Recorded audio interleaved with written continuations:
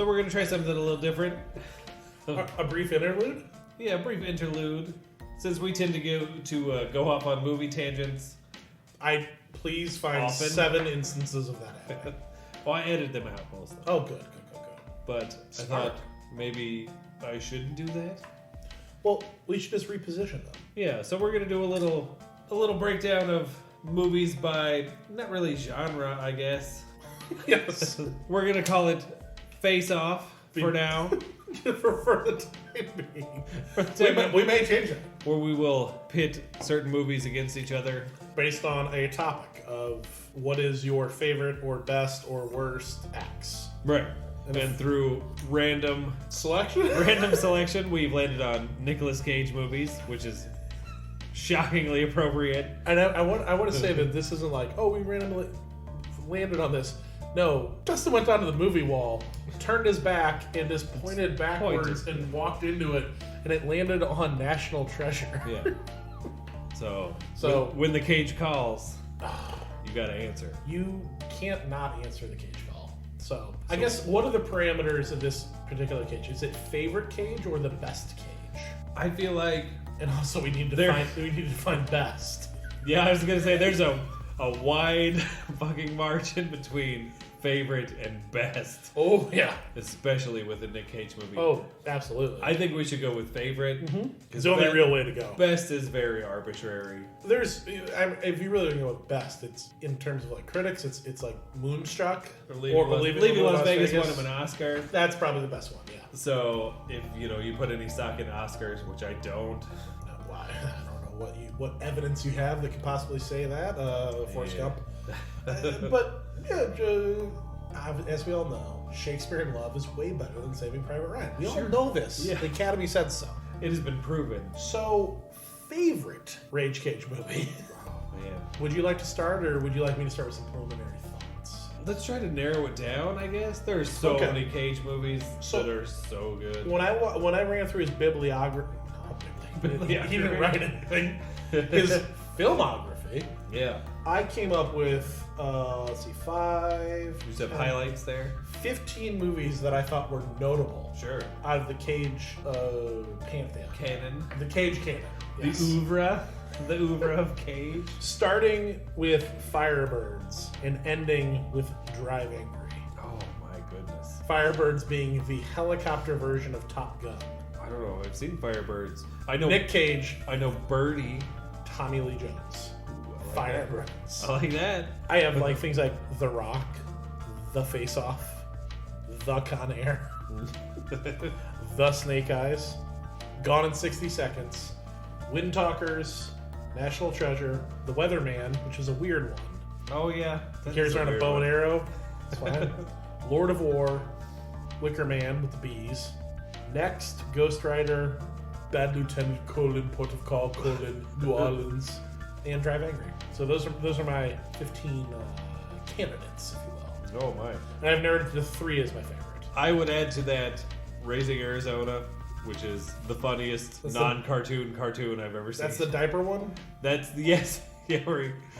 that's the Coen Brothers movie. Okay. It's like one of the first Coen Brothers movies. It's early as Coen Brothers. I enjoy Coen Brothers movies, but I've never seen that one, so I can't comment. Oh, that one is a out-and-out cartoon. It is ridiculous. There's something about someone wearing so good. pantyhose as a mask is deeply upsetting to me. Ever since National Lampoon's Loaded Weapon 1, I really it's. Yeah, when are they going to put out the second one on that? Pretty soon. That series. Emilio Estevez is so busy. So busy. Well, Sam Jackson, he's not getting any younger. Yeah, well, unless you see, fair enough. Maybe he is. Captain Marvel, he looks pretty good. Anti-aging. Goddamn, Nick Fury looks good. He does. He looks like 187 Sam Jackson. Wow. Yeah, that's a deep pull. That's a deep cut right there. What do you have on yours other than that? There is Wild at Heart, which is a David Lynch Nick Cage combo. Of course they made it. Of fucking course. It's also got what's his nuts in it? Willem Dafoe. Honestly, Willem Dafoe, Nick Cage, David Lynch. You gave me 20. If you give me 20 guesses to guess who What's His Nuts was, I might have gotten Willem Dafoe. Yeah. Oh yeah. You get there eventually. Be like Philip Seymour Hoffman. No. Willem Dafoe, got it in 2. Oh, that shitbag from Speed 2, Cruise Control? Yeah, got it. Jason Patrick? Oh, wait, Willem Dafoe, yeah. Honestly, another what's his nuts. Okay, so by the way, none of yours have appeared on my list yet. I like really weird Nick Cage. Yeah, like Wild at Heart is good. I love Adaptation. That's like one of my all-time favorite movies. Still betting 0 over here. Yeah, Face Off is got to be up there. Boom. So we have one crossover so far. I think you and I have very different understandings of who Cage is. I do like Bringing Out the Dead. It's really underrated. Scorsese, I think. I haven't seen it since I was like a teenager though, so maybe it's shitty and I don't know that one will hold up. I've never really seen it, but I feel like for some reason it probably doesn't. I feel like that doesn't hold up. It probably doesn't. I know that Snake Eyes does not hold up because I watched that within the past year. Is that Gary Sinise is in that? Correct? Gary Sinise is the bad guy. You can tell from the second he shows up. When is Gary Sinise? Because he's Gary Sinise. Seriously. Apollo 13. It's fair. But in the late 90s, Gary Sinise is always the bad guy. Bringing it back around, Captain Dan, Forrest Gump. He's a prick, but post 1996, he's always the bad guy. Yes. I dare you to find a movie where he isn't, and there are probably 7 movies out there where he's. Has he been in a movie since 1996? Mission to Mars. Yeah, I skipped that one. There's Only One Way to Rock. No, that's not the Refrain song. Anyway, I mixed up my Van Halen songs right there.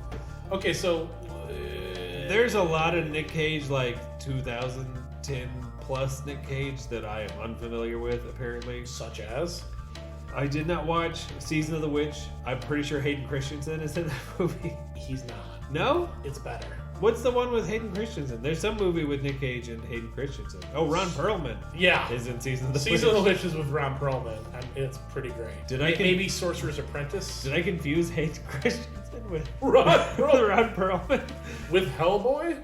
Maybe. Dude, they should have made Ron Perlman Darth Vader. That would have been so much better. I would watch Ron Perlman almost anything.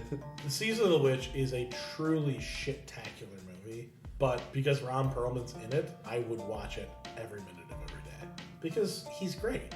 The only thing that's better than him is a Burt Reynolds who doesn't care. What are the ones? I could have swore that Hayden Christensen and Nick Cage were in a movie together, but I don't know what they were. I don't know what that would have been. I'm sure it's just absolutely awful. The Sorcerer's Apprentice has what's his nuts? That Jay Baruchel, or however you say his name. That fucking kid from fucking How to Train Your Dragon. Yeah. And Goon. Yeah, that guy. I like him. God help me, I like him. I don't know what to say about him other than he's delightfully Canadian. But yeah, like narrowing it down to like really good Cage movies. Yeah, I love Raising Arizona. Give me 3. Raising Arizona for sure. Face Off for sure. I really like The Rock despite not liking Michael Bay. It's a tough one. But I really like Adaptation. 3, huh? Mm-hmm. I've got to go Adaptation. That's a fucking great movie. Okay. And I've got to go Face Off because that's ridiculous. Okay. Awesome. I mean, it's a John Woo movie, but I'll accept your answer. Face Off, Adaptation, and Raising Arizona. And Raising Arizona, yeah. Okay. I'm gonna go with Firebirds, the helicopter movie. It's a movie that involves Nick Cage being a hotshot Apache helicopter pilot, being trained by Tommy Lee Jones to go fight in Colombia against drugs. Just in the concept. But Nick Cage has an issue where he's left eye dominant and right-handed. So when he goes to aim a gun with his right hand, he has his right eye closed and his left eye open. He pulls? Yeah, and he has a big problem. Legitimately, half the movie is him fighting this non-common issue. But it's solved by Tommy Lee Jones in what appears to be a periscope and pantyhose. I don't want to ruin it for you. It's pretty Nick Cagey great. All right, so that's number 1. Number 2 is The Rock, because I love Nick Cage and The Rock. His wife's a hottie. Sean Connery's in it. John Spencer, who is the guy that Womack, you son of a bitch. Oh, Womack, yeah, that guy. He's in it. That one guy. Ed Harris, the one guy with the dick brooms in it. There's still a little lead in your pencil. That guy. It's Michael Bay doing things that Michael Bay's good at, but he isn't given enough budget to fucking explode gasm all over the screen. Yeah. You know what I'm saying? It's the best parts of Michael Bay while he still has to be somewhat creative. And number 3, this is going to take you off the charts. Drive Angry in 3D. I mean, I don't have a way to watch it in 3D now, though. I don't have a 3D TV. Does not matter because Okay, it's cool. that shitty 3D that they translate into 2D. Oh, it's fake 3D. where things just come at the screen. Yeah. Here's the thing. The female lead is Amber Heard, who Nick Cage is around the entire movie. And she's Is that his daughter? Who knows? By the way, in the story, yes. Okay, good. Or granddaughter. I'm not entirely sure. But he is creepy the entire time, and she's like barely 18. But in the story, as an actress, she's like 24 or something. So I'm good to go. Yeah. But That's acceptable. here's the thing. He escapes from hell From hell, right? in a car. Gotta be like a muscle car, right? And he's being chased by the accountant, who is, I can't remember the actor's name. I know that guy. That's William Victor. William Victor. I love William Victor.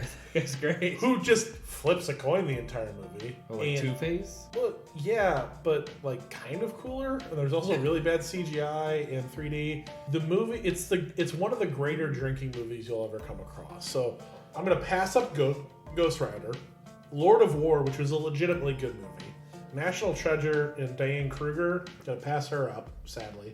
Wind Talkers, another John Woo joint. Gone in 60 Seconds was a solid car movie. Yeah. But I'm gonna go with Firebirds, The Rock, Drive Angry. Oh, no overlap on our top 3. No, because you like good movies. I like garbage. I do like good movies, but it's hard to judge good movies and good Cage movies. I was gonna say we said it wasn't the best. We said our favorite. Oh, yeah. And you like the good part of Cage. I embrace the ridiculous Cage. I do. I like adaptation. I like weird Charlie Kaufman movies. Yeah, but he's still like acting chops there. Oh, yeah, This for is sure. where we're like, we're That's- gonna let him off the chain, quite literally. Yeah. He's the actor version of a rabid dog. And also, the thing is, I haven't seen that Mandy movie yet, which is the newer Cage movie, which is the one where something Cage has a chainsaw. Okay. And I feel like maybe that one might jump up. might jump up. Let's see. He plays a dude named Red Miller. Of course. Could they get a more generic name? Red Miller. The only way it could be better is that movie where his family gets taken hostage and he has to give someone the code to break into something. And I can't remember what that one is. It's like called Incursion or some bullshit. Oh, yeah, that sounds familiar. No, the movie was called Trespass. He was in Trespass where they hold his wife, Nicole Kidman, hostage? I don't know. That sounds very familiar. Doesn't matter.